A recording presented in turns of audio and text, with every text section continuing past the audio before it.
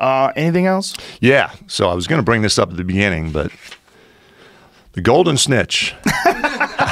That's, first of all, that's Brendan Schaub's name. He gave it to you. So taking on a life of its own, and I think you know, the last time we talked about Donna asking Alexa who the Golden Snitch is. Snitch. Yes. Let me see that. Let's see what Siri says. Hold on a second. Let's see what Siri says. I've never tried this. Hold on a second. Who is the Golden Snitch? Here's some information. What? Oh. Yeah. Quidditch. It's something in Harry Potter. Yeah. Which I didn't know either. After the last time on, and I I didn't mentioned, you know, it was in, I think, my Wikipedia profile, it had me as AKA the Golden Snitch. Somebody took that down. This? Hey Siri, who is the Golden Snitch? Okay. No, Siri. Siri keeps going with Quidditch.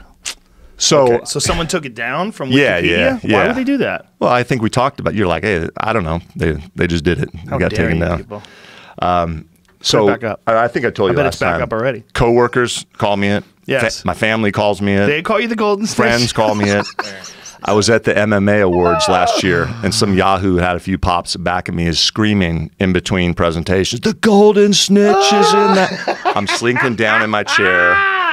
My girlfriend and I. There it is. There we go. Bam! The Golden Snitch is back up I had already. that UFC on the end, and then it popped up. Beautiful. Just fucking when they do that, just put your hands up in the air. Make a shirt. Like you won. So you know, definitely should make a shirt. During shows, I'll sit pretty close to the cage, go out in between a fight into the bathroom, and it's not Joe Rogan level where half the damn arena standing up excited to see you walking in and out of the fighter walk, but 2 or 3 people in that walk when I go backstage to check on each side of the Golden Snitch. And so give them you know.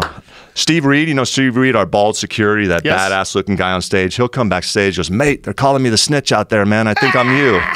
That poor guy pays for it.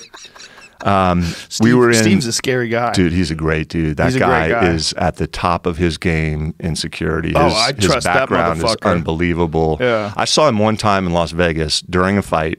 He was sitting on the floor. Something's happening in the fight. The crowd goes fucking bananas, and everybody stands up on the floor. Steve stands up and just motions, sit down, and the entire fucking section sat down. 200 plus people. I'm like, dude, if you can, without even having to touch somebody, just stand up by your presence alone and control something like that, I mean, the best I've ever seen. He's awesome. as legit as it gets. Are you going to do anything to market this? Well, that's getting to my story here. It's not marketing, but let me finish the story here. So I'm in Chicago this year. I think that was a pay-per-view. You were there, right? Yes. So something happened, and I was late getting to the arena, and they had cut off kind of the loading dock. I couldn't get to it. So I had my oldest daughter with me, and so we're having to walk through where all the crowd's walking in, and, you know, dudes all over, "Golden Snitch, hey, can I get a picture of Golden Snitch?" My daughter's like, "What the fuck's that? What is going on?" How old's your daughter? So she's 22. So 2 days ago, Christmas morning, I'm opening up presents.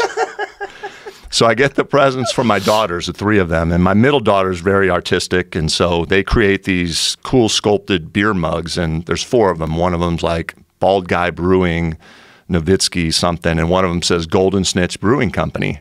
So it's a cool looking thing, and she drew me a black and white kind of rendition of all 4, which I'm gonna hang up, really cool. So then my girlfriend's there, so she hands me the box, and she's been telling me all along, she goes, "I got you the best fucking present ever in the history of presents." I'm like, "What the hell is this?" So I open up the box. Oh my and she's goodness. got this series of t-shirts, and I think, what size are you? Large. Large. There we go, man. So since you created it, you literally and figuratively have to wear it now. Dude. This is outrageous. So that picture, there's some. Oh. There we go, baby. Ladies and gentlemen, the circle is closed. Look at that. Come on. So I posted. You look like a boot on this or something, man. That's pretty picture bad. It's like is Kwai Chang taken King from the Kung Fu series. Moscow, and I think I can say this. Hopefully they'll let me back in, but it's out in front of KGB or FSB headquarters. So that building in the background is KGB, now known as FSB. Oh, wow. So Yeah, so I posted a picture. She got me like 20 shirts. So I put them on private Instagram, Facebook. Everybody in the world's like, take my money, man. Where can I get one? Like, Guess I what need I'm one wearing of at those. the weigh-ins tomorrow. All right. Nice.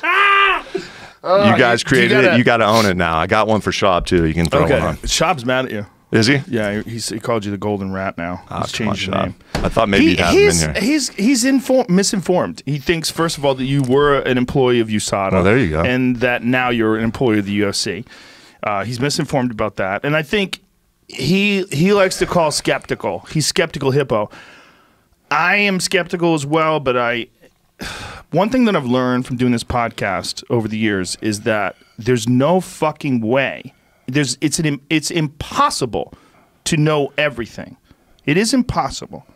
And you have to rely on the expertise of the people who have spent a lifetime studying these things. Right. It's very important. Here's another thing. There's no way these people could be lying about this and it wouldn't massively damage their career going forward. They'd be done. Someone would find out. Someone would get to them. The other scientists would out them. Yep. There would be studies done. There would be papers done. The internet would find out about it. Everybody would know. There's no way. It's pretty unprecedented in writing with the lack of these studies. The Rodchenko one being the am I saying it even right? How do you say it? Rodchenko. I think, yeah. It's pretty unprecedented that they would put these absolutes in writing. With this, I think they looked at it very hard and detailed, and obviously they weren't quick in turning it around. And we would have loved this decision to be made a lot earlier, so we could have rooted and vetted it out with Nevada. But they did indeed, sign their names to these pretty absolute statements. And what else can the UFC and I do when these experts are putting those absolutes out there? And I get that people go, oh, what else could the UFC do? You got to understand, folks, this would be career suicide. This is